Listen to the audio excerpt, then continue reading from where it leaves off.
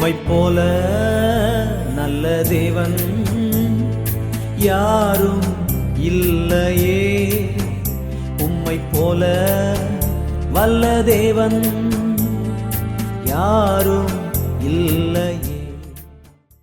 Welcome back to Madurantakam அண்ணா. காயினும் ஆபேலும் கர்த்தருக்கு ஆராதனை செய்வதில் ஒரு பங்காக காணிக்கை கொண்டு வருகிறார்கள். That's a good thing. நல்ல விஷயம்.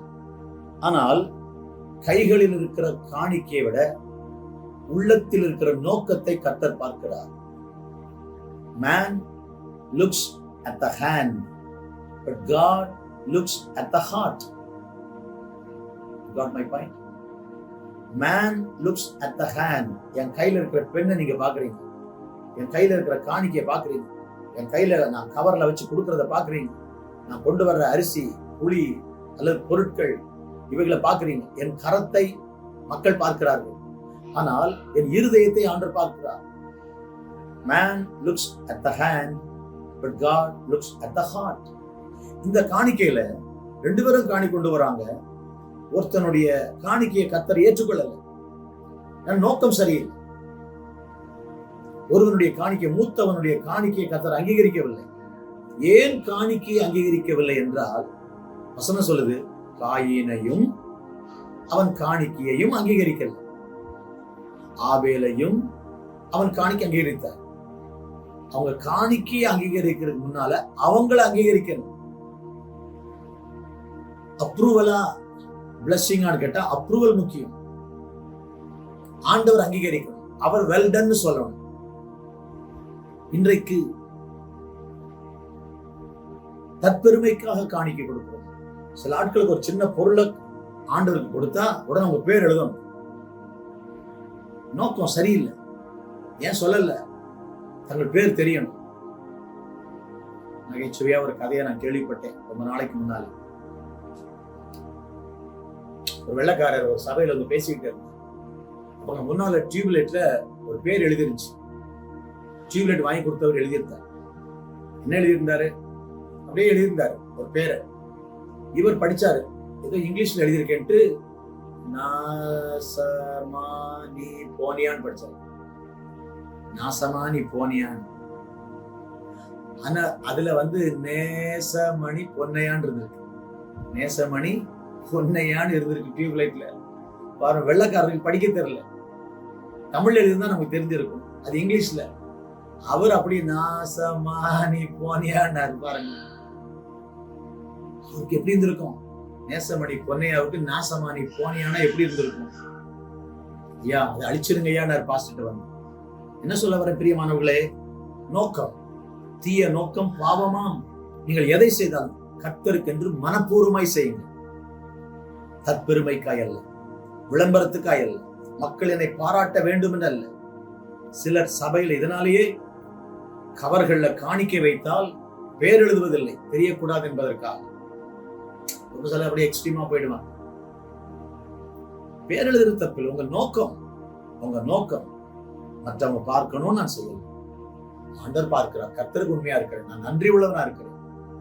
காயினையும் அவன் காணிக்கை. முதல்ல காயின், ரெண்டாவதுதான் அவனுடைய காயின். காயின் ஃபர்ஸ்ட் காயின், அப்புறம் அவனுடைய காயின். காயின்னு அங்கீகரிச்சாதான் அவனுடைய காணிக்கை அங்கீகரிப்பார். ஆபேல் அங்கீகரிச்சார், ஆபேலையும் அவன் காணிக்கை. இங்கிலீஷ்ல போட்டு God had respect.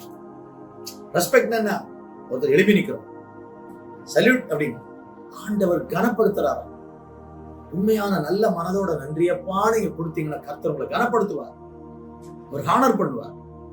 எப்படி ஸ்தேவான் இங்க முழங்கால் போட்டு நான் செத்தாலும் சாக ரெடின்னு இயேசு எழுப்பினார பாத்தீங்களா? ரெஸ்பெக்ட். இன்னைக்கு நம்ம காணிக்கையை கர்த்தர் கனம் பண்ணணும். சகல கனத்துக்கும் துதிக்கும் பாத்திரராகிய ஒருவருக்கு நம்ம காணிக்கை கொண்டு வரோம். நம்ம காணிக்கை கொடுக்கலன்னா ஆண்டவர் பட்டி இருப்பாரா? அவருக்கு ஒண்ணுமே கிடையாதா? நம்ம கொடுத்துதான் அவர் சாப்பிடுறாரா, வாழ்றாரா?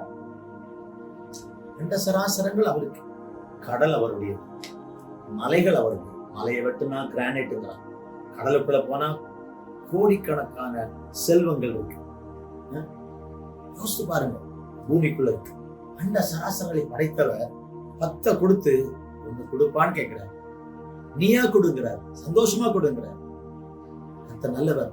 நல்ல நோக்கத்தோட கீழ்ப்படும் நேசிக்கிறான். உங்களை நேசிக்கிறேன்னு சொன்னா போதும். ஐ லவ் யூன்னு சொன்னா போதும். I love you more than anything in the வேர்ல்ட்னு சொன்னா போதும். எல்லாவற்றையோட அதிகம். எப்படி? Prove your love. ப்ரூவ். ஆபிரகாமே, நேசிக்கிறியா? நிச்சயமா. நிரூபிப்பியா? நிச்சயமா. ஒரே பேரான குமாரன் ஆசை பாசத்தை வச்சிருக்கிறிய, அவனை எனக்கு கொடுத்துருவியா? எஸ். அவன் எனக்காக தகத பலியாய் பலியிடுவாயா? எஸ். டவுட்டே இல்ல. கத்தியோட போனார் பாருங்க. கடைசியில் சொன்னார், ஆண்டவர் கத்தியை மறந்து வச்சுட்டு ஆண்டவர். மலை மேல போய் வெட்டுற கையை ஓங்கினான் இருக்கு. அதுதான் ஆபிரகாமுடைய love. He proved his love. ஆண்டவர் மேல வச்ச அன்பை நிரூபிச்சாரு. நீங்க கர்த்தர் மேல இருக்கிற அன்பை நிரூபிக்கிற இடம் தான் காணிக்கை. ஒரு நல்ல நோக்கத்தோட கொடுக்கிறது உண்மையா இருக்கு. உங்க கையில சம்பளம் வாங்கின உடனே அந்த கவர் எடுத்து ஏசப்பா நன்றின்னு சொல்லுங்க. வாய்ப்பு இருந்தா நேரா சர்ச்சுக்கு போங்க சபையில. இல்லைன்னா ஃபர்ஸ்ட் ஒரு ஜிபே பண்ணிடுங்க. ஃபர்ஸ்ட் முதல் வேலை செய்திருங்க. தேவன் உங்களுக்கு தந்த வருமானத்துல. இன்றைக்கு எங்க சபையில அப்படி செய்கிற அநேகர் இருக்காங்க. காணிக்க கொடுக்காம, தசமமா கொடுக்காம, செலவுக்கு எடுக்க மாட்டாங்க காசு. கர்த்தர் இன்றைக்கு அவங்களை ஆசீர்வதிக்கிறார். கஷ்டங்கள் வராம இல்ல, நெருக்கங்கள் வராம இல்ல. கர்த்தர் கைவிடல, அற்புதமா நடத்துறார்.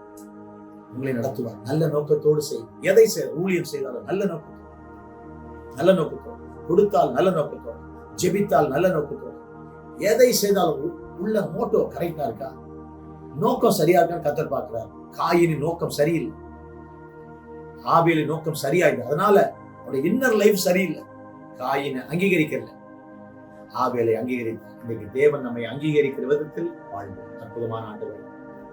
நாங்க என்ன செய்தாலும் நீங்க அப்ரூவல் கொடுக்கணும். Okay, very good, super, well done அப்படி சொல்லணும்ப்பா. அதை கேட்டபடி வாழ கிருபை தான். வார்த்தைகளை கேட்கிற அத்தனை பெரிய ஆசை. இயேசுவின் நாமத்தில் வேண்டுகிறோம் பிதாவே. ஆமென்.